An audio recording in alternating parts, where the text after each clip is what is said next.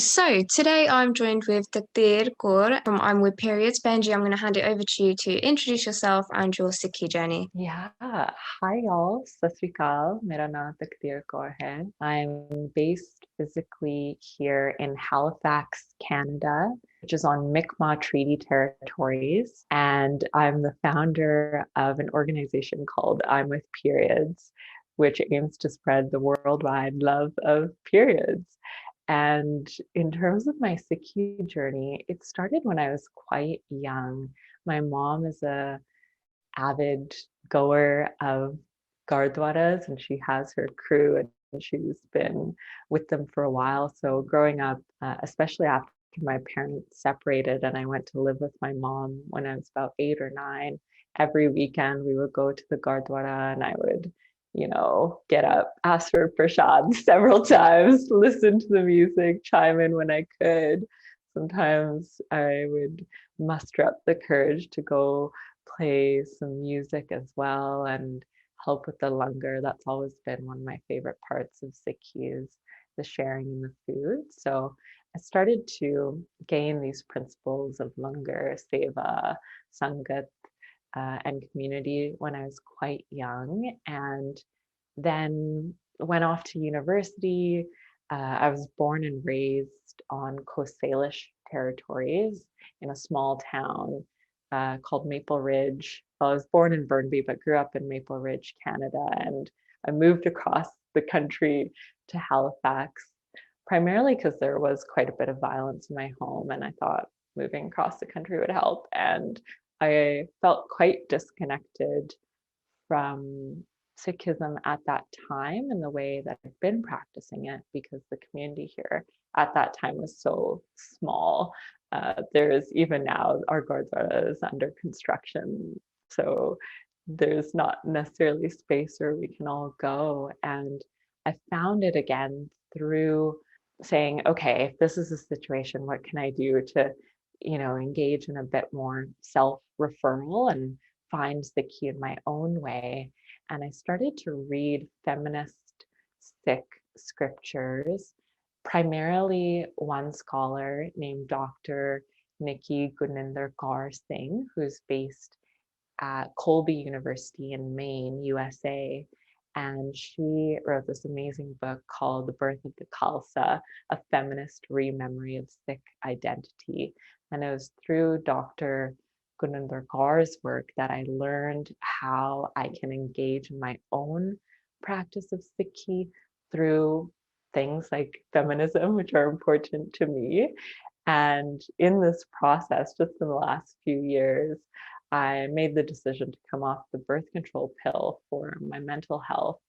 And in that, I went through, a spiritual journey, a journey with my own body. And I started to get real nerdy about periods and be excited to talk to people about it and wondering why they've been, we don't really talk about them as much. And starting to see the body itself as a temple, a gurdwara in its own way, our own bodies. And yeah, all of that sort of culminated to where I'm at now, which is practicing Sikhi through feminist principles, through ways of our ancestors by, yes, engaging still in langar and noticing the rhythms and cycles of the body and being in relationship to land and starting to decolonize our relationship with land and food. And then with Seva, I'm with periods work. It's sort of when I get to put my cape on and be a superwoman, and that has been really important for my journey, just continuing to be of service.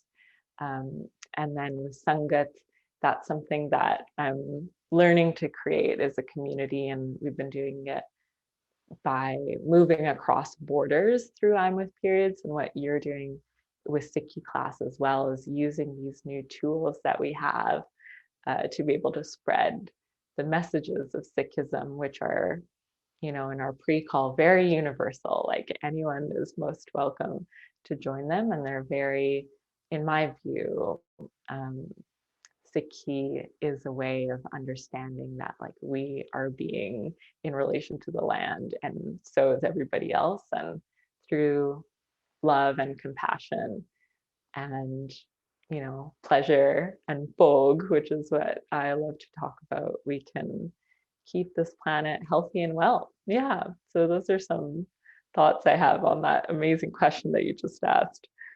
No, I love that. You brought up so much there, and so many good points. And I think as a kid, your favorite part of going to the Gurdwara Sahib was the prasad. So I'm glad that you also brought that up. And it's so lovely to see that your journey kind of started or restarted with reading all this literature about Sikhi and how you brought up about how Sikhi sort of empowers women. I think that's such a common pattern amongst many cores. We all kind of find that Sikhi is so empowering of women, and it's something that this world lacks. So to find a common ground, which is Sikhi, that can help us see that men and women are equal, but also empowering women as well. It's something so beautiful that we've both found through Sikhi. So it's so nice to be able to relate with you about that. Let's talk a bit more about I'm with periods. So the obvious first question is why did you start I'm with periods? When did you start I'm with periods?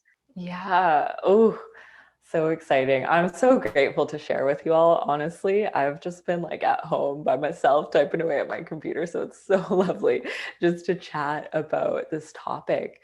In 2017, as I mentioned, I came off the birth control pill because of the impact it was having on my mental health, which I didn't quite realize until I hit a bit of and by a bit, I mean a massive breaking point. And I came off, took my last pill, and I ended up going to India with my sister for a month and just being with the land there and feeling nourished. And it was amazing. And I came back with a strong desire to teach folks how to track our menstrual cycles. And you'll hear me use the Punjabi word Mahwari, which is really common in many South Asian languages to mean menstruation. And by menstruation and menstrual cycles, I mean the full cycle. So from one period to the next period. So however many days that is for you all. And I came back. I learned about something called charting, or the fertility awareness method, which is when we track the three fertile signs in our body temperature, our cervical fluid texture, and if you want to get like super, super nerdy and into your body, our cervical position. And every day, these three things change and they actually form a pattern every cycle. So our body temperature, and when we get our period, it's a little bit lower.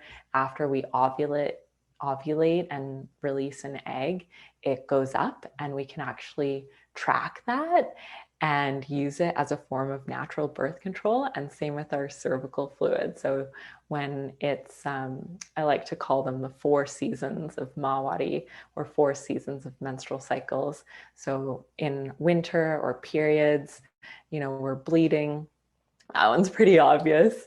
And then we go into spring or pre-ovulation. And at that time, our cervical fluid might be, you might notice it a bit more on your underwear. It's like more of a fluid, like gorgeous, almost like an egg white type consistency. And it'll continue like that until we ovulate. So we can track that, notice what's going on.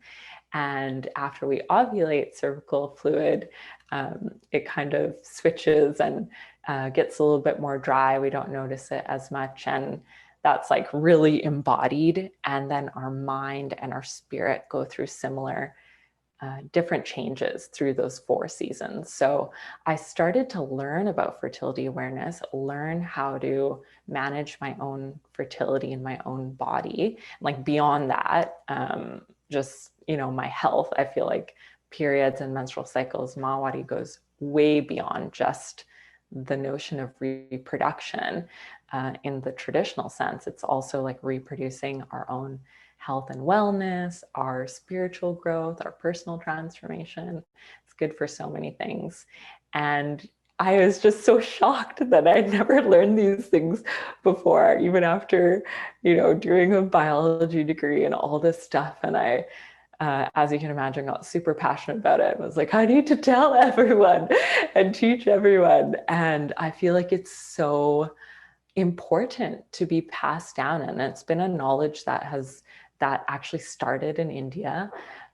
This notion of charting and learning to live in those four seasons, and all around the world, but there's been documentation super early within South Asia, and then it has been lost over the last few years. And I feel like we can revitalize it and use it for our own self-care and our own form of self-love. And it's definitely changed my whole life. So that's where the desire comes from. That's where it started. And it's great fun every day to be able to share this message. And I've seen on your Instagram account quite a lot that you've linked Sikhi with periods, but also you've spoken about other religions and periods as well. But let's start with Sikhi first. So when did you start studying about Sikhi and the link between that and periods?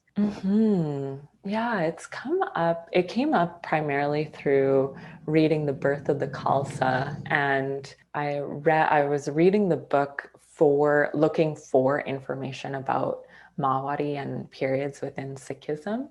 And from my reading, which is Nikki Guninder Kaur's reading and translation and her lineage of scholars, which is that Sikhism, when it was formed, the intention was to create a space in which people could feel equal across the gender spectrum, across religious spectrums, across the spectrum of sexuality, could feel respected in their dignity.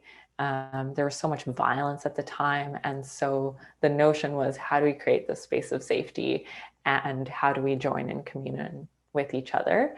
And one of the main sort of scripts that was flipped culturally within Sikhism when it started, according to my reading, was madly falling in love with periods and seeing periods and Mawari cycles and that whole process within the body that is more on the female side of the spectrum, seeing that as a really important aspect of our world. It's something that allows folks who bleed and get their periods to be able to know when to take radical rest, and therefore share that with our families and have society as a whole take radical rest, which, as we know, is so important to our survival as a species. So essentially in Sikhi, periods and Mawari are seen as very important, sacred aspects of our world. And that is something that I would like to revitalize. And we see that in many religious contexts. However, over time, things like patriarchy or this incessant domination over females just creeps up and creates these conditions. So now, in 2019, for example, there was a massive, massive protest in India. Women, femmes, females, non-binary folks, so many people who bleed formed I think it was around 500-kilometer human wall holding hands to protest their exclusion from sacred sites based on their period. So in, the custom based on these years of the original principles being lost, maybe say in a Gurdwara, people typically are asked to stay home if they're on their period, which comes from the notion that we should be resting. However, it has been turned into something that's a place of control. And so now we're seeing a resurgence and revitalization of this knowledge within Sikhism. And there are massive moves being made. For example, in the UK, in Shepherd's Bush, there's a Gurdwara who now has like an amazing period policy. They have period products in their bathrooms, potentially even reusable ones. They are doing education around periods and Mawari cycles. So yeah, it's all good stuff. We're starting to come back to those original teachings around falling in love with periods and treating them with respect, as well as the full menstrual cycle. Love that. I feel like it's so common now for people to get maybe confused with how periods should be treated. A lot of religions actually see that you shouldn't pray while you're on your period, and that was actually something that I was going to ask you. Have you looked into other religions when it comes to periods, and like how can you make the link? Because I feel like a lot of women that are sick feel as though they can't pray when they're on their period because they're not clean. What's your take on that?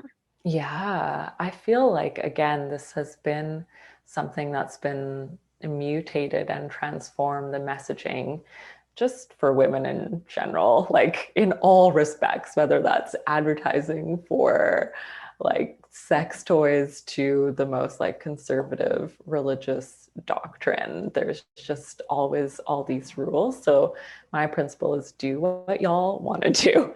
Do what your body feels like doing. And yeah, do you. I definitely pray and meditate my whole cycle.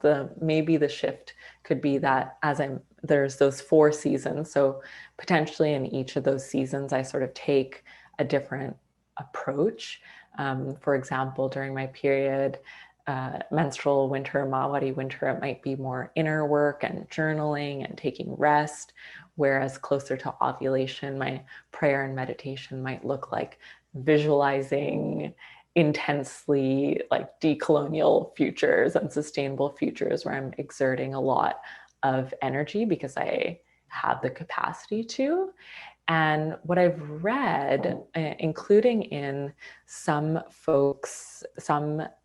Indigenous Coast Salish nations on the West Coast where I grew up, some of the folklore and what I've heard for many South Asian religions, let's say Islam, Sikh, Buddhism, and different sects of Hinduism, I've read that the folklore is that folks who get their period at that time, there's so much, like we are just channels for amazing creative potential. And so typically that would be a time of going out and meditating on one's own. Like you just would go be in our special place wherever we want to go, whether that's the forest, whether that's our cozy bed, like wherever, and spend that solo time. And then through institutions like forced marriages or patriarchy just around the world, again, that kind of got mutated into a place of control. So my perspective is y'all should do what you want. I mean, if you want to go out and be amongst the people on your period, that's totally cool. If you want to stay at home and pray by yourself, that's totally cool. I think we can make choices about how we would like to read and interpret the scripture based on our own bodies and values. Yeah. That's probably the perfect way to put it as well. So blunt, but so straight to the point. Just do what you feel like is best for yourself and your body. And you probably have received so many different opinions or reactions from women who may be sick and do get their periods. Do you have any experience of like talking to a woman who's sick and talking to you about their periods, or how's that side of things been? Yeah, it's been really lovely. For the most part, I feel that people are just so excited that I'm bringing it up out loud that usually I just have to even like briefly mention that I'm interested in it. And most people will just tell me their whole life story and their whole period story, which I love. I love receiving them. So I think folks are just really excited to have a safe place where they feel like they can tell me anything in confidentiality and I can share resources. At this point in the field, I've really nerded out. So I feel like I know where people are, different resources that people can access based on what's going on in their own body, in their own spirit, in their own mind. Yeah, so it's been really, really great. Super supportive community. I'm so, so grateful to have everyone be into it, because last year in 2020, we published a book called Self-Care down there. And it was so funny, like leading up to it, I was just so terrified. And especially with the COVID vaccine, I've been getting a lot of messages on Instagram, just people asking for resources or being comfortable sharing what's been going on for them as a result of the whole pandemic in general.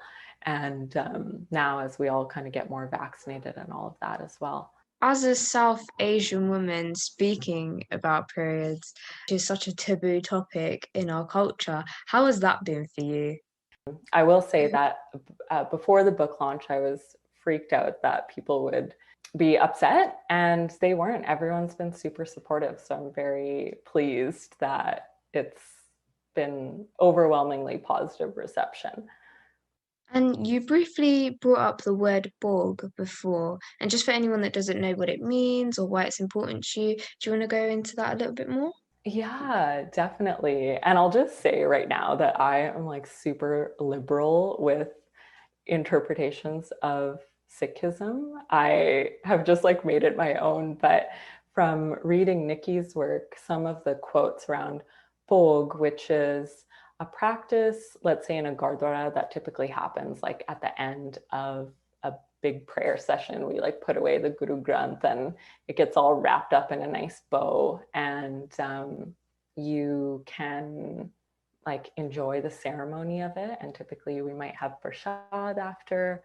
And so with Bhog, it's been written as like a culmination of pleasure in some ways. And so I see it as that. I see Bhog as almost synonymous, not necessarily with pleasure in the sense of like excess, but pleasure in the sense of finding the joy and love in life. And what do you feel like your aim is with your page and with I'm with periods? Who's normally your target? And also, let's talk a little bit more about your book too, because that is obviously a massive achievement. So, congratulations for that. Yeah, definitely. So the intention with the page is to spread the worldwide love of periods.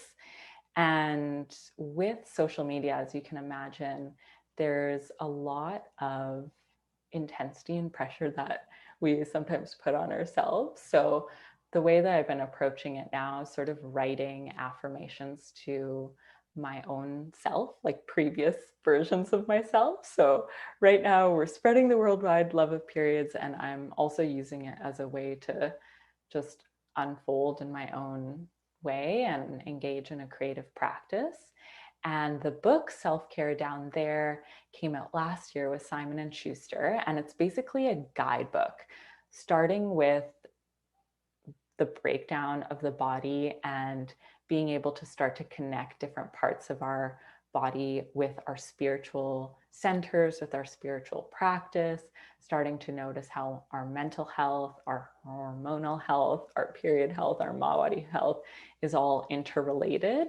And I break that down so it's really easy and digestible. I've taken a lot of the scientific research and broken it down and written it in a way that you can read super gently in your own head, in your own voice, and taking the reader through the ability to tap into that power of Mawadi. It's like a major energetic center. One of the 7 chakras is our sacral chakras down there, and our root even, and be able to heal a lot of the trauma that we might be holding in our body that has been passed down to us through things like menstrual cycles, like childbirth, all of that, intergenerational trauma, being able to heal that, heal any traumas that we might have experienced in our own life in relation to periods, or our sexual and pelvic health, so that we can live our most abundant, amazing life. And